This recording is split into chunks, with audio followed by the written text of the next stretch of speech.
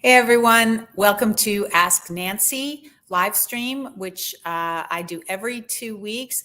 Today I'm pre-recording because I'm away this week, but I hope you enjoy this this session with me. I decided to, normally I talk about a communication issue or leadership skill issue or something, some topic around those that subject matter. Today, what I'd like to do is teach you a strategy that I use a lot for myself and I use a lot with clients, and it is extremely effective in helping them shift their thinking. And what I mean by that is when clients get kind of stuck in fear-based thoughts or limiting belief patterns, imposter syndrome, all the nasties, this is a really great strategy that I created years ago to help myself, and it has proven to be really helpful in my work with others. So I'm going to teach it to you. It's called the fear to want strategy. So very, very easy and something you can practice every day.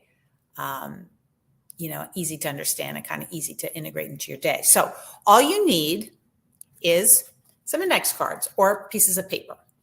And what I want to ask you to do is on the index card, on the front of the card, write a fear-based thought. So it could be anything. I'm afraid that this stretch project I was just assigned is going to be a galactic failure, whatever. Or I'm worried that my colleagues don't trust me. Or I feel disconnected from my partner or my spouse or my kids, whatever it is. It doesn't have to be a workplace-based fear. Write the fear on the front of the card. And then turn the card over and change it into a want. How do you do that? Okay, let's take something simple. I feel disconnected from my partner. On the back, you might reword it this way. I want to develop a deeper connection with my partner. Okay? I'm afraid I'm disconnected from my partner. Flip side, I want to build a deeper connection with my partner. Now, what does that do? You may be asking yourself. So all of the strategies that I teach are based on science. Okay, they're evidence-based strategies. These are not things I just make up. They come out of my research into, human psychology, cognitive behavioral psychology, neuroscience. So what happens when you, there's my dog. It's okay, lady. Sorry, guys. So what happens when you change the wording of a fear-based thought into a want is that it shifts your brain pathways from defensive, in which you're like, ugh, I don't want this to happen. I'm worried that this is going to happen, to intention, purpose-driven, right?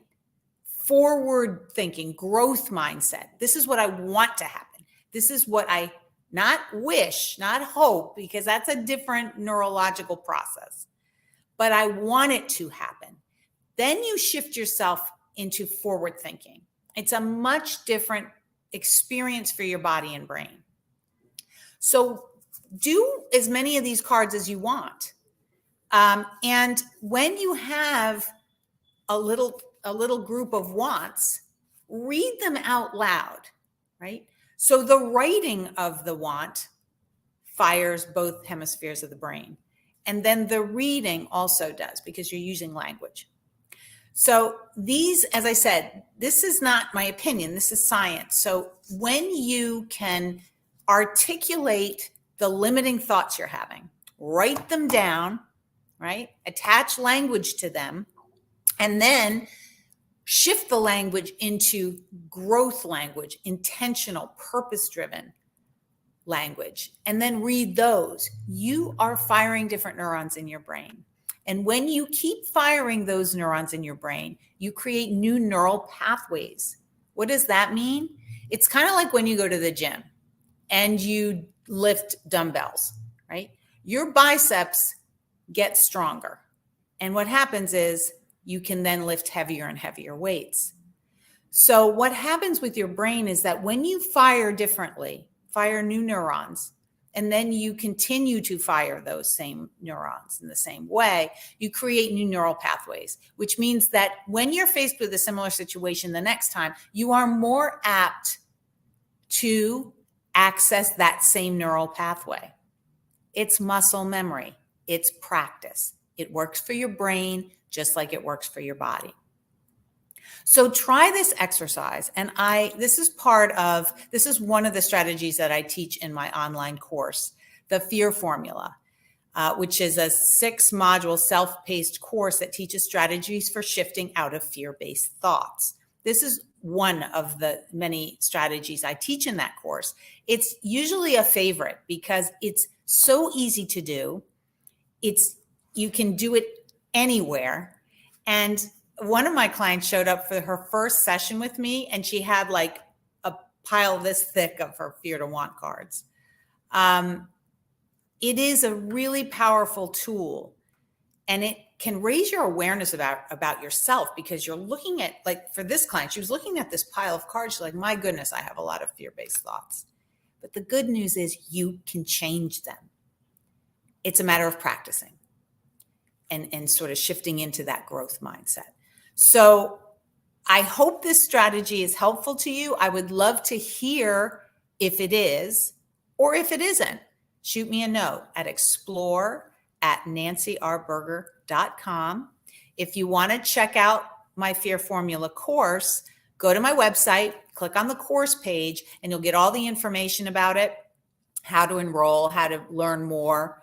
And as always, I always welcome folks to set up a free discovery call with me if you just want to kind of chat about what you're struggling with, any questions you might have.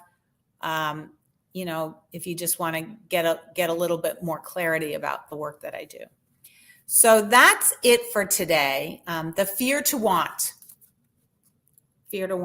Try it. Let me know how it goes. And I'd be even more curious to know, after you do this for a couple of weeks and practice it, how it feels in your body and brain. So I'll see you all in a couple of weeks. Be well, and here's to courageous living. Bye.